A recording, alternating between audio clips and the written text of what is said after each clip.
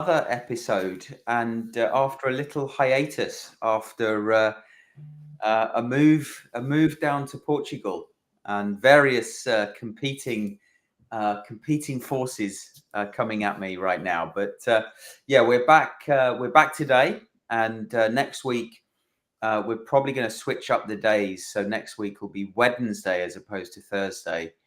Yeah, so I'm your bearded sales guy, otherwise known as Alex Abbott, and I'm joined by Jordan Abbott, who is just realising that he hadn't put Do Not Disturb on, so apologies for the notification. I'm Business Development Manager at the Institute of Sales Professionals, also known as the Sales Poet, because I like to tell stories in outside of the box ways, often to music. Nice. And if our audience hasn't seen you on LinkedIn, they should definitely go check out your LinkedIn profile and some of your featured sections where I think some of your best work is located, right? Indeed. Yeah. Good. So the topic today is about value proposition. So why is your value proposition so important in B2B sales? And I'd love we would love for some audience interaction and some questions today. But from my perspective, I spent 2 or 3 decades now in sales, just over 2 of those decades in B2B sales.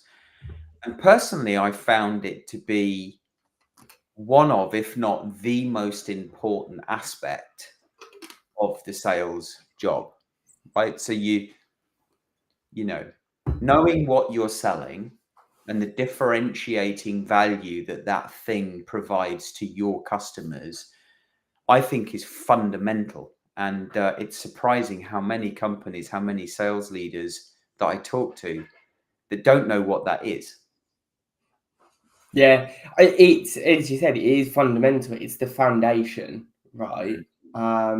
That will fuel everything else. And I'm coming at this from, not having as much experience as you, and I'm sure there's plenty of stories that you've got in relation to, building a value proposition or perhaps the value proposition being handed to you. So are you able to share insight on, what does good look like versus what does great look like, and how accountable should reps, leaders be in actually building that versus, is it just a company responsibility that's then given to the Yeah. sales org?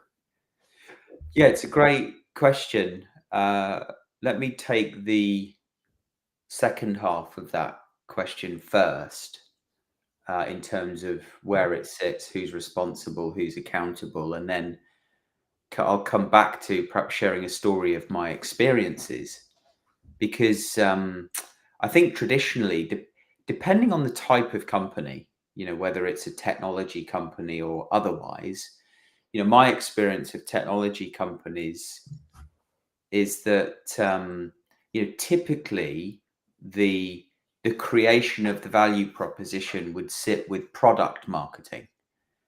The product, they're closely linked to the product team, but they're also linked to the marketing team. And in terms of defining the value that product brings to customers, they play a key role in articulating that, right? So I think there's that aspect, but a lot of product marketing teams will create that, and it will be, say, 1 or 2 dimensional. It will sit there. It's maybe given to the sales team with some training, but it doesn't become a living, breathing thing within the organization that spreads across all of the teams that span the revenue generating operating model. And I think that for me is, when I think about what great is, what you know, my experience of what great is when that's happening, it's magical, right? Everyone's aligned. If you're a good salesperson and you have that strategy wrapped around the operating model for you, it becomes far easier for you to do your job. Well, it becomes far easier for everyone that spans that operating model to do their job, especially if they're aligned around that sort of the North Star, that, whatever that North Star is for the organization. I think for technology businesses, it has to be around value and value creation, and what the afters look like. What does great look like if I'm a customer and I end up working with you? Yeah. Um, Now, if you don't have the luxury of a product marketing team, then and there isn't anyone else within the organization to create that for you, that strategy, that approach for you, then um, it should really sit with the sales team. In my experience, I've worked with, if I look at uh, three organizations that I've worked with that have played or been part of the majority of that 2-decade career in sales. There was a company called Experian Cheetah Mail. And so, there was Experian Cheetah Mail, there was Responsys, and then there was Oracle, right? So Experian Cheetah Mail, within the marketing services division, we didn't have the luxury of anyone coming in and saying, this is the clearly defined value proposition, and this is how you quantify differentiating commercial value, and this is how you go and have those conversations to generate pipeline, manage deals, and close more deals. And so I had to figure that out for myself. And so I created my own version of a value proposition. And back then it was sort of 2006 to 2010. And it was all about relationships. So me, I was part of the value proposition, if you like. And the approach I created, which back then was a very simple 4-pillar approach. And two of the pillars were quite fundamental. One was around the demo and the technology. The other was around the services that we wrapped around the technology, back then delivered by account managers. So in terms of that path to value using the technology, I was able to articulate that. And then the other one was, because we were an email marketing business, it was around deliverability and identifying, the commercial value in and around managing email delivery effectively into the inbox. Yeah. The fourth one, just to round that off, was strategy, but and that started really. So because I created that, I could then rinse and repeat that story, that message, every time I would speak to someone after I'd built a relationship with them. Then in 2010, I joined a business called Responsys, and we went on this journey of creating a value proposition that was born out of the hearts and minds of our CEO and our CSO, Chief Sales Officer at the time. And then that kind of just filtered through, strong leadership filtered through across the organization in terms of, what our vision was, what that value proposition was, what it was made up of. Then from a sales perspective, how you would then, open new doors, challenge existing thinking, very much insight led as opposed to relationship led. If anyone's familiar with the challenger sale, you're all about provocating and challenging thinking. Right the way through to the end of the sales process where we were closing deals, and the narrative and the language that we were using was understood across all of the teams, not just sales and marketing and pre-sales and any other services folks that would support us in the pre-sale activity. But we knew exactly the direction in which we were taking prospective customers, existing customers, and the things that they would need to do in the technology in order to extract maximum value. And there's something quite magical when you've gone through that approach, that you've done that work, because it gives you so much confidence as a salesperson going into a conversation, knowing where you need to take that conversation. Because for the most part, our buyers, they don't know. They only know what they know, and they don't know what they don't know. And so they're used to working in a certain way. And for the most part, new technology means they have to work in a different way in order to get value from it, as long as it's aligned to their overall strategy. Yeah. So a lot of the approach was about education. But a key part of this is knowing where you want to take, what are you educating on? Why are you educating this person, this team on it, and where are you trying to take the conversation? Yeah. And then tailoring that approach, depending on which stakeholder you might be talking to, in order to build consensus effectively. And that was sort of between 2010, 2014. You could say the approach worked, given that Oracle acquired Responses for $1.5 billion in 2014. And then, as a sales leader on a trajectory of career growth myself, I then basically replayed what I'd learned from 2014 to 2020 in my various roles within Oracle. And today, now I've adapted that approach. So I think the value proposition in terms of the solution that we provide to our customers, if created through the lens of the buyer, can be incredibly powerful.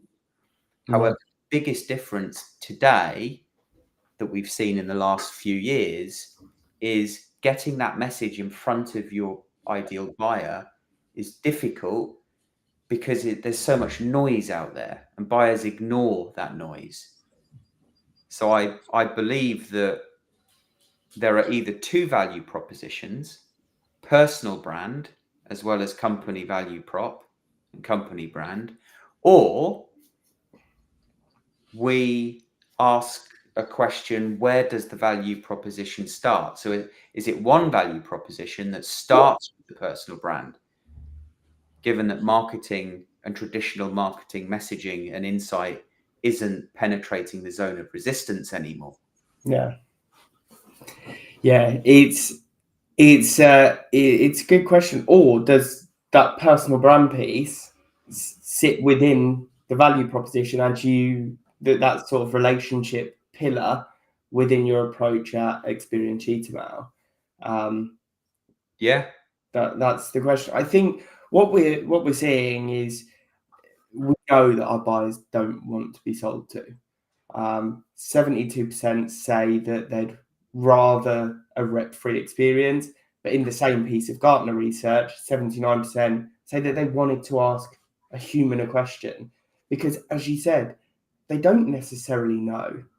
They need their help, and sometimes talking to a salesperson is the cheapest piece of consultancy work that a client will ever receive, when done right.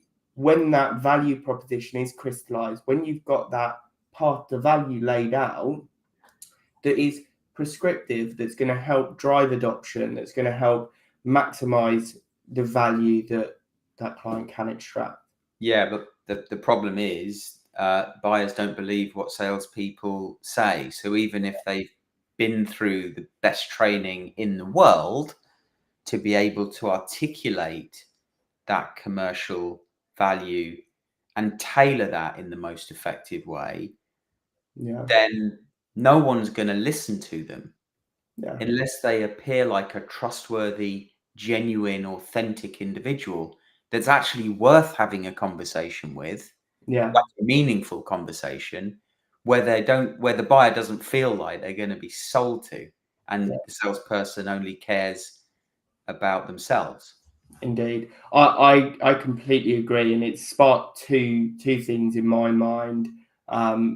Conscious of time, because I do have a hard stop. Initially, it's, where does where does that trust lie within the value proposition, driving trust? Because we know that it is a prerequisite of purchase. 80% of buyers say that it's really important. 45% say that it's more important than a product feature or price. Yeah. Right? I think What's that personal brand? That's trust. Sorry. Sorry. Yeah. Right. I think that was HBR research, and then the buyer experience. That is a crucial piece of that value prop in my eyes, because it is just as important as product feature or price. I'll have to refresh my memory, but I think it was Salesforce that ran a piece of research, and again found that it was just as important, or if not more important than price, for our buyers. And then the final piece is, and perhaps I think we need another conversation on this, For sure. is how often does that value prop need to be revisited? Because if we're looking at it from that lens of putting the buyer at the heart, there's drastic shifts taking place in buyer behaviours in the market.